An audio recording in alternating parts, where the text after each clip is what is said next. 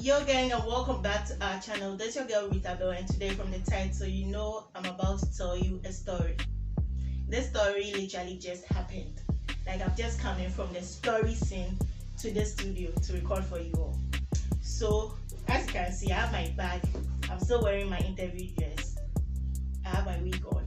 So seriously, on a more serious note, like things happening in Ghana nowadays are not funny at all, especially to women. Like what's up? What's happening? What has the world turned into? Before I get into the story, if you are new to this channel, don't forget to hit the subscribe button, and if you're an old subscriber, thank you so much for coming back. So let's just get right into this story because I'm upset.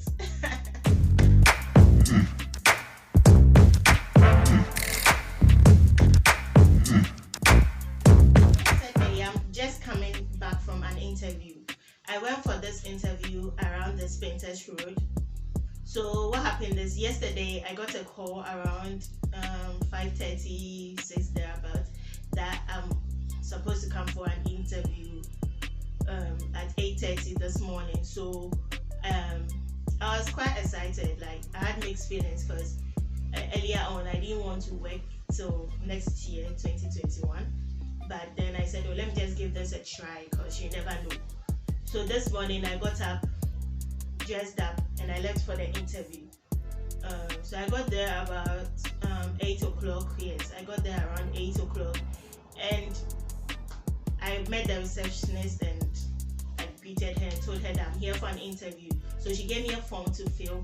I was actually the first person there. She gave me a form to fill. I was filling the form and there's this guy who passed by. Greeted, good morning, and asked, hi, how are you? Those formalities. Why are you here? And I said, I'm actually here for an interview. And he smiled and left.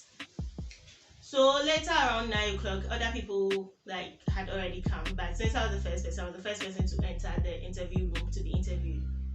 So lo and behold, when I got there, the guy was actually part of the interview panel. So there were 3, 2 ladies and a man. Yes. So I don't know, as interview goes, I was interviewed, asked a couple of questions. I think I did quite well. I was actually very eloquent. I spoke nicely. And I wasn't really tensed that much because, if I don't get a job, I don't care. So, I wasn't actually tensed. I was just seated. When they asked me a question, I answered. Those I can't answer, I try to find something to say. So the ladies were like, oh, you're actually very eloquent, you talk well. Why haven't you tried other fields or career fields like maybe journalism and stuff?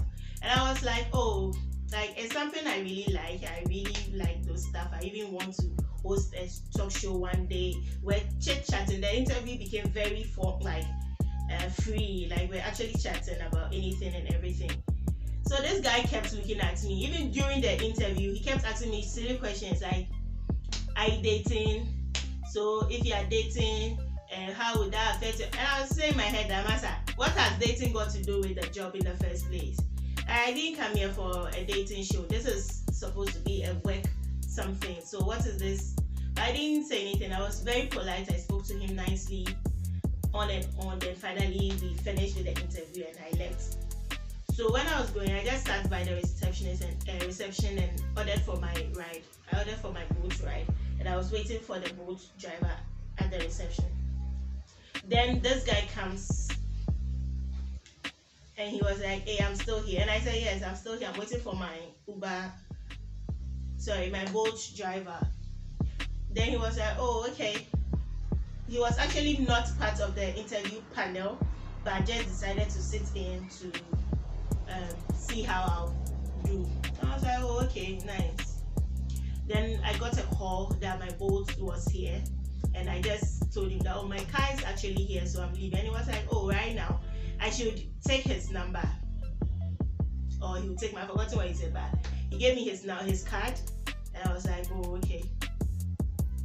So before I could sit inside the car, he just told me that use what you have to get what you want. That's the silly statement he said. So when he said that, my boat was there. So I didn't even say anything. I just entered the car and I I waved and left. So on my way, he called. When he called, then he was like, did I hear what he said? And I said, yes, I did, but I didn't know what he was trying to say, like what he meant.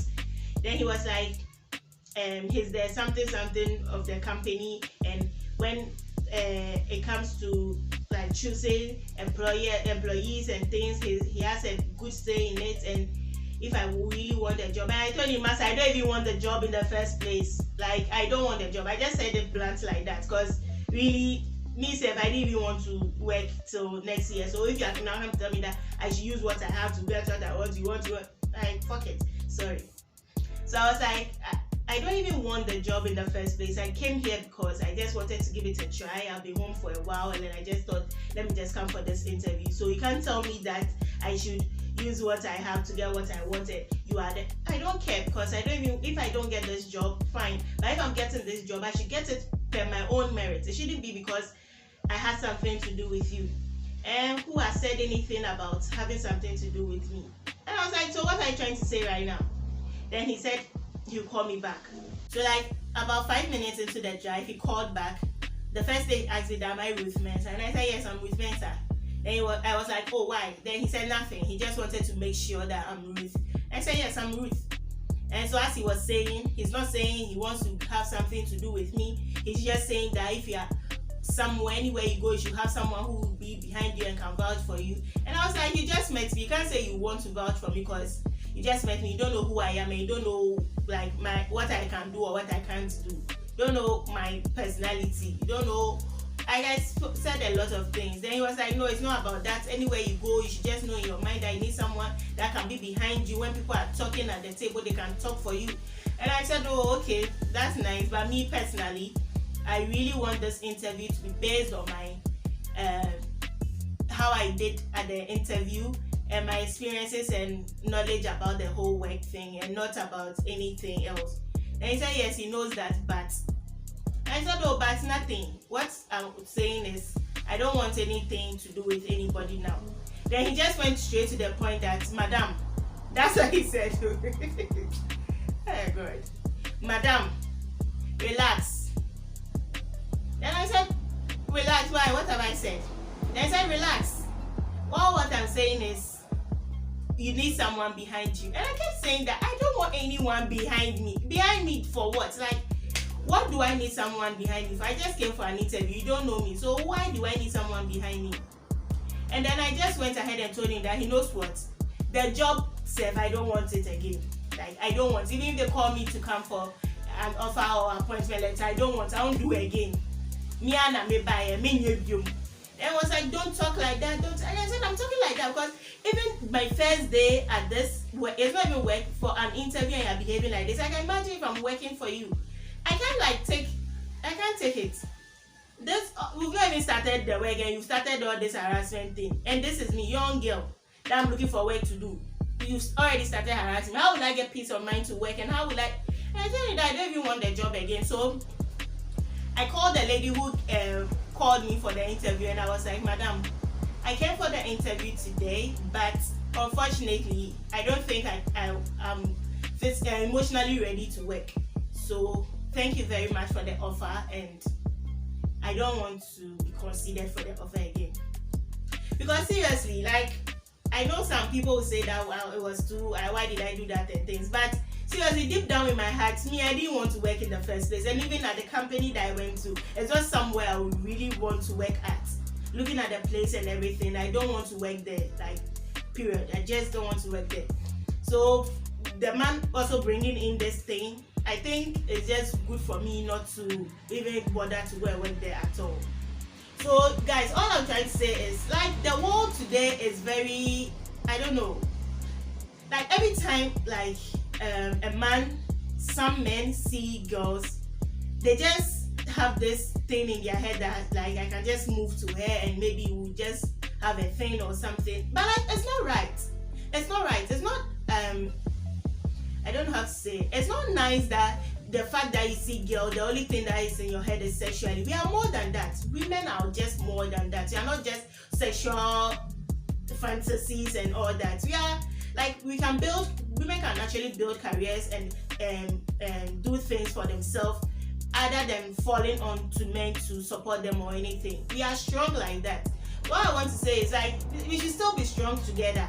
Like, I know maybe this would have been a good opportunity and all, but I can't risk it, you know, because I can imagine if you are working and your boss keeps harassing you every time, like, you just get fed up. You even get a good heart to work, you will just be fed up, and at the end of the day you come back to resigning, and I don't want that. So me, that was my take on the whole thing, and I just want to share with everybody out there that we just have to be strong and know what we want and fight for it.